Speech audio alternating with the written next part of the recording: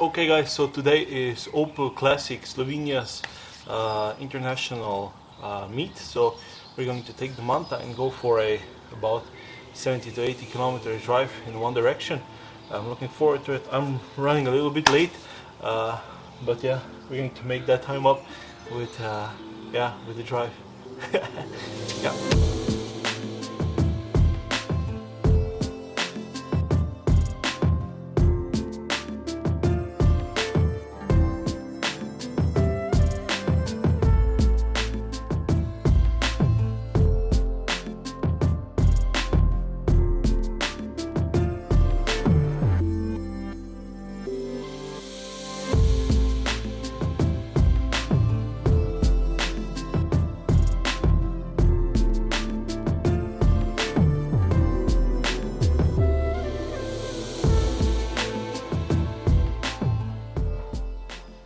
Hello guys, welcome back to another video.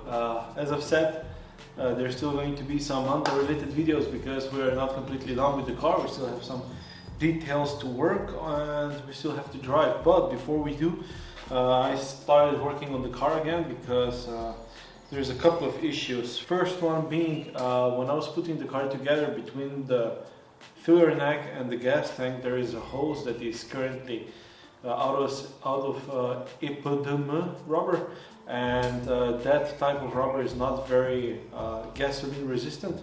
So yeah, it's not going to eat it away in a couple of days because we just use it to fill the gas tank. So it's not sitting in the gasoline, but nonetheless it's not a good choice.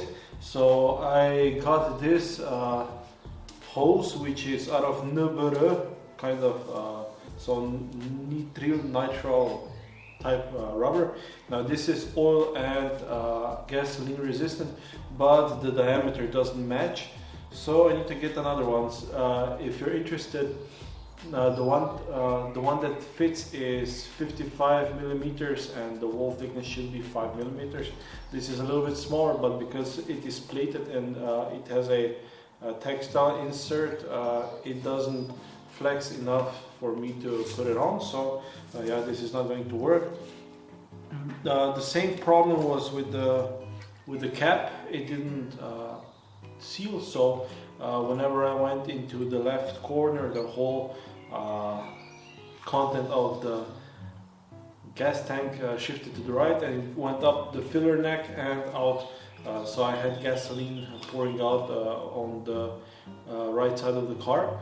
Now I have put on a new NBR, so approved for gasoline type seal here, and I have also put a ring around it just to be double sure. Now I hope this will now hold, but I haven't tested just yet.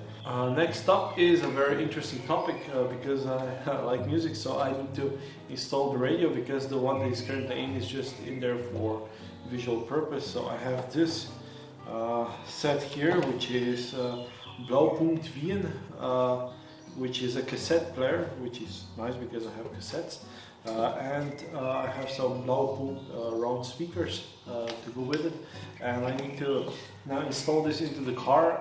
I'm not an electrician, I don't know a lot of car electronics, so I will do my best to hook it up. It has been serviced, so we have changed the belts, the rubbery belts that go inside that ensure that the cassette spins. So it has been tested and it works. Now we just need to put it in the car, so it's going to be a learning experience for me as well. So I'm not going to do this video as a how to do it, just because I don't know how to do it. So yeah, let's start with the process and we'll see how it goes. This is already done, so we're not going to do this, and the cap is already finished. I'm going to show you up close, and yeah, hopefully this will now seal.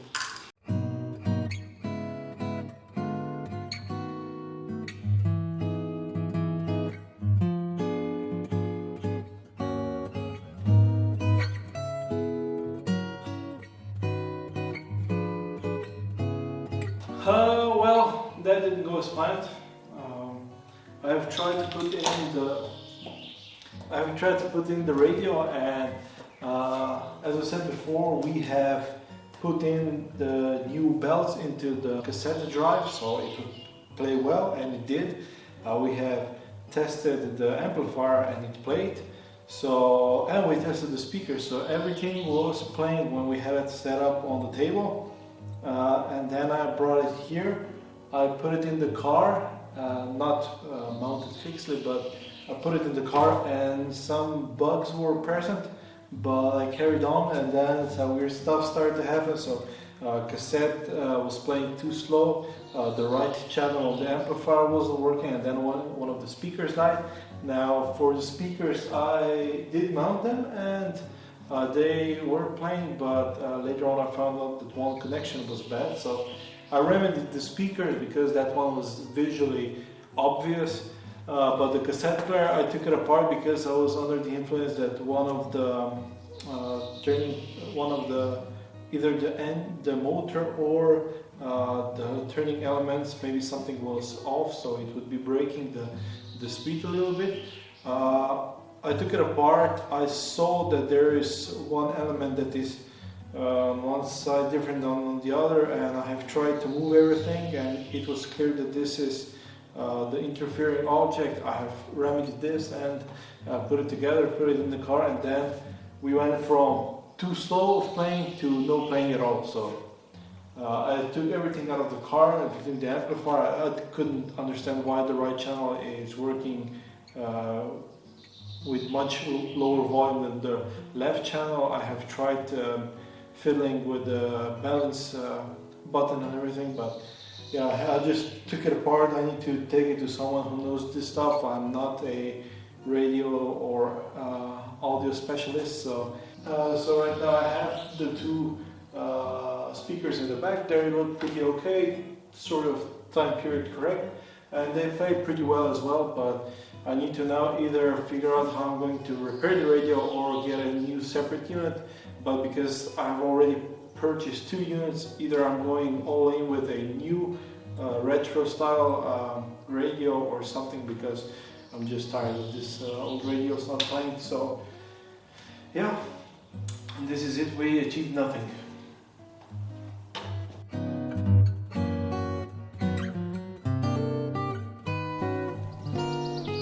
This is the antenna. Also didn't work. Okay, so we're going to do a quick overview of the things, just to kind of make the best use of the lift, because the car is already up, so we can check. So what I'm checking is any fuel leaks, also if everything is still torqued as we did, as we marked it when we were putting stuff together. I don't see any lubrication in the inside of the wheel well, in the wheel as well, because I have been a colleague of mine, a friend of mine has a SIG Cadet C build. I'm going to put his build in the description box. It's a very good looking car. He said that he had problems with the rear bearings, which he bought at the same store that I did, and his are leaking, but mine seem dry, so this is good.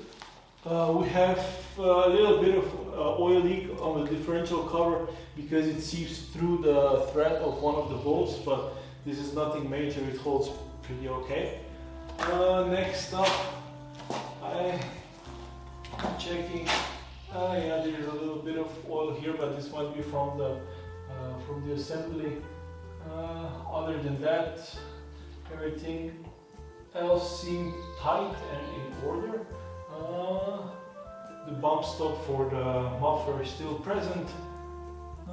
The cabling for the fuel pump is still where we left it, so this is good. Nothing has sagged. The brake lines are not rubbing anywhere, as far as I'm concerned. At the back, oh, I see we were too low on some of the bumps, so we have scraped off the paint a little bit here, but nothing major. Nothing major. Okay, this looks torqued up. All the cabling is still on the same spot. This is tied down to torque as well.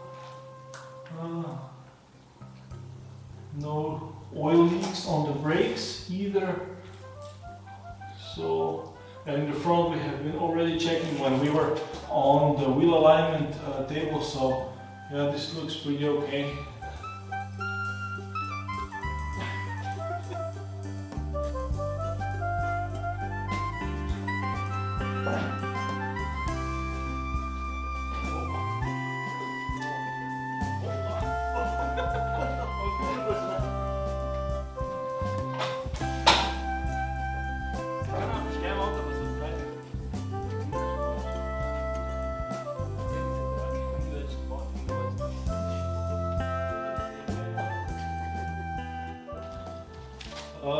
Okay, so as mentioned before, we couldn't get the radio to work, so we're going to listen to the engine. And while we are doing that, it's a nice time for a little bit of road tuning, so we can at least get some work done. I have painted the underside where I have scrape on the lift when I was driving home, because the car is a little bit low, and also the exhaust is a little bit tricky as well.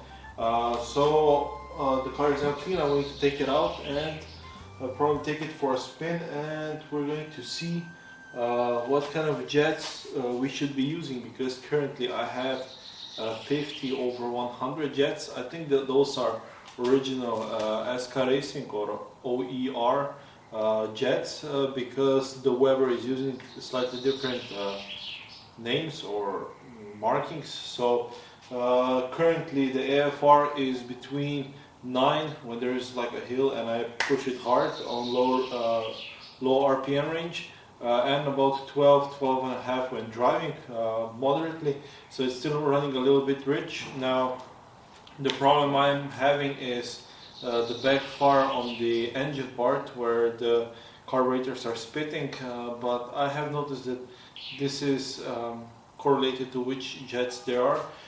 Currently it's running pretty okay, but on let's say if I barely touch the throttle pedal, then it starts to sputter a little bit.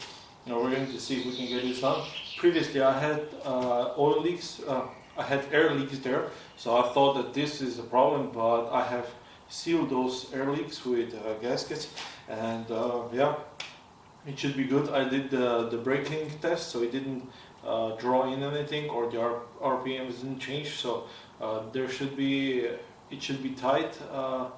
So yeah, we're just going to go over the jets that I have and kind of see what's going to happen and how the car behaves. So I'm going to take you with me. I'm not a professional dual carburetor setup installer or whatever, because this is my first car with this setup, so I'm just playing as I go.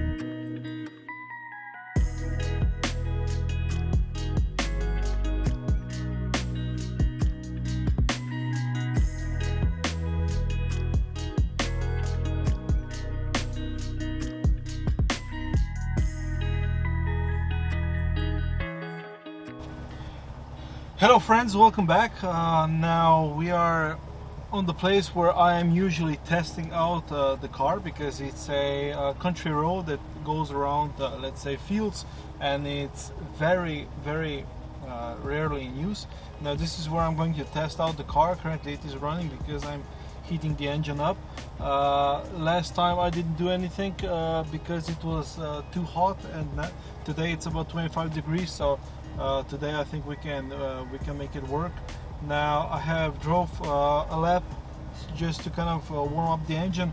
Currently I have the jets in that I have been using the entire time, and I'm going to keep a log. So here I'm going to drive, because it's a very long road. I'm going to drive probably about 40 kilometers per hour, 70 kilometers per hour, and I'm going to do some let's say accelerations to kind of see what AFR we are getting. Currently, while idling, we are getting 12.5 to 13. So yeah, but I have made a mistake last time because I wasn't spending enough time on each jet. So because if you just change the jet, you tune it and you drive for 200 meters, I have noticed that it's not enough time to kind of assess it. And also I want to have it analytically, so I want to keep a log of everything. So yeah, now I'm going to go and take a base reading. So we're going to do a lap with the same, let's say, tempo and everything that we're going to use for the others, so we can judge it. And yeah, currently still between 12, 5 and 13, so this is a little bit rich, but yeah. And also we can hear it, it is spitting through the exhaust, so yeah, we're running too rich. So yeah, we're not going to film while driving because that would be irresponsible, but I'm going to update you. So right now we need to go and make a lap.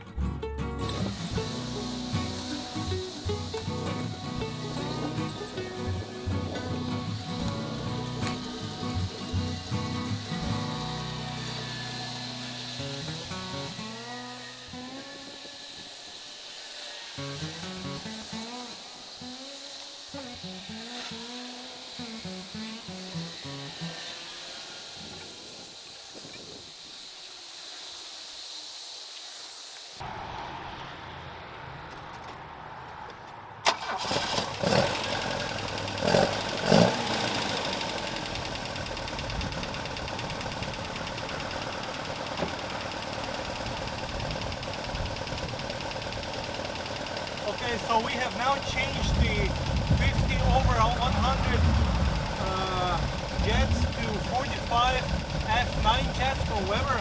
I have left the idle screws the same, but now we're going to start tweaking it. We're also going to measure the flow. This is why I took off the foam filters. I'm not sure if you can hear me, but if not, we're going to do a voiceover later.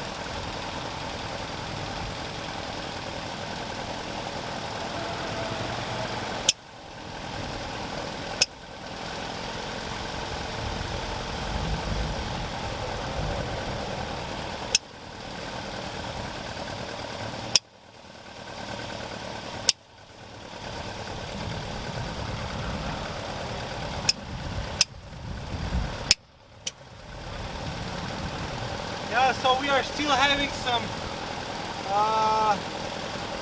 sealing issues right here.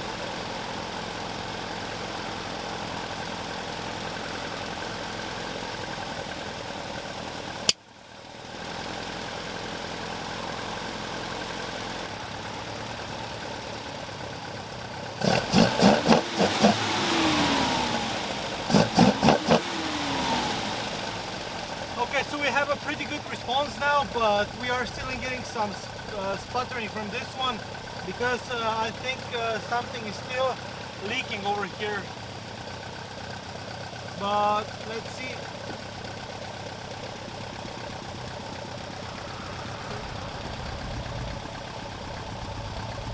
Yeah, pretty good. Okay, so right now the car runs. We have the AFR at about 10, which is pretty bad. We need to ease it off a little bit, but I'm worried about that air leak because we are getting some real bad backfire through the car. Now, yeah, we need to have the AFR higher, but we're going to see how it's going to behave during the drive. So yeah, stay tuned. Now I have to write down, we have the 45 F9 jet inside. So yeah, we're going to log it in and then we're going to take a drive and we're going to see what's happening with the car. So currently we have the idle at about 1300, something like that, and the AFR at 10, but we are running a little bit rich right now because when I lean out, the third cylinder starts to sputter, which I think we might have to call it a day and not tune it anymore, because I think we're going to have to fix that leak before we get to it.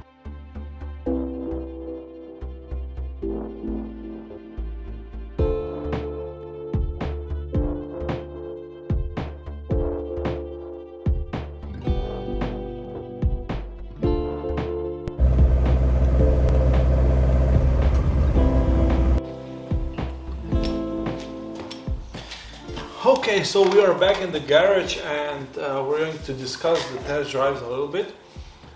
We have tested a couple of different jet sizes, but the baseline, we're going to discuss idle jets only for now because the main circuit runs pretty okay. So we have started with the idle jet called 50/100. My understanding is that this is a original SK Racing or OER jet, which runs pretty well. We have them roughly 2.5 turns out.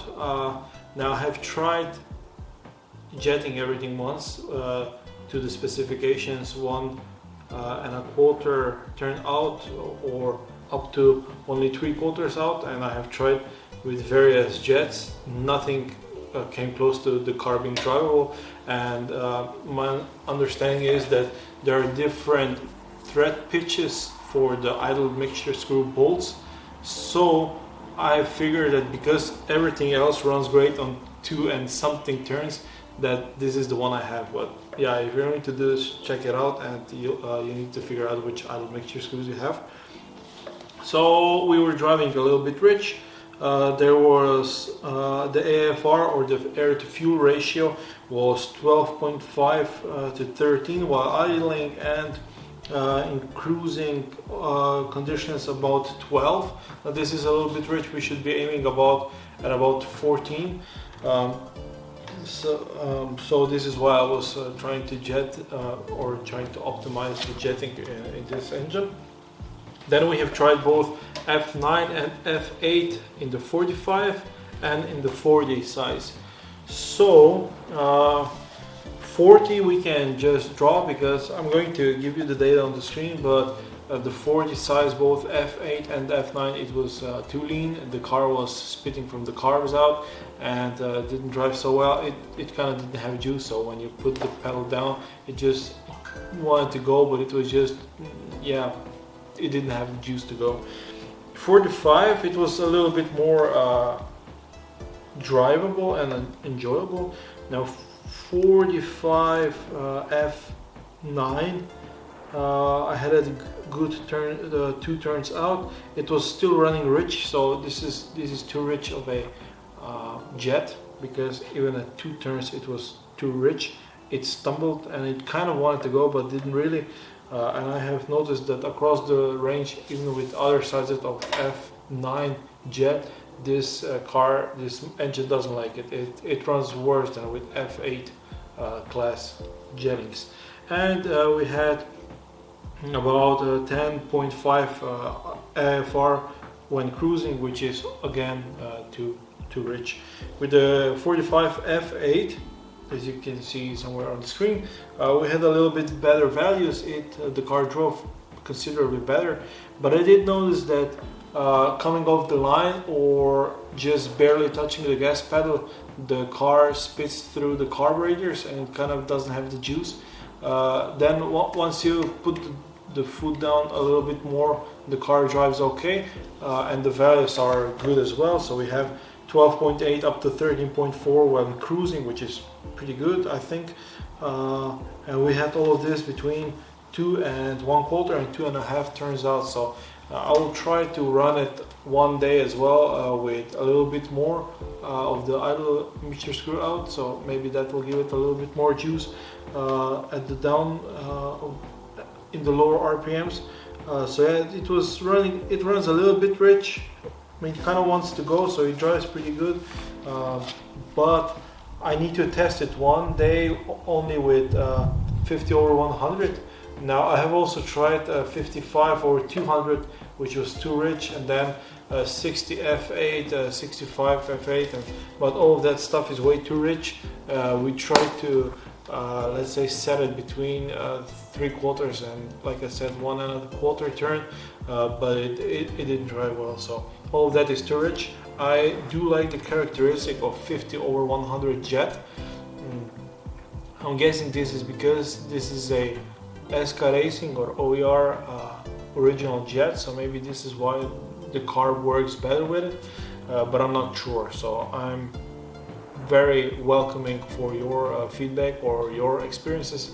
The 50 or 100 gives the car pretty good characteristic and it drives pretty well, but it just tends to run a little bit rich. So the spark plugs are a little bit dark, or they're basically black, and the car consumes a little bit more fuel. But now some of it is also because of the way of driving, because dual carburetors sound well, so you tend to be heavy on the gas, but still it should come down.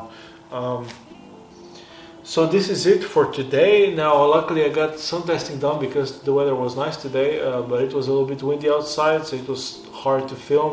There's also highway next to it, so it's very noisy, and the camera battery died, so yeah, the conditions for filming today was not optimal.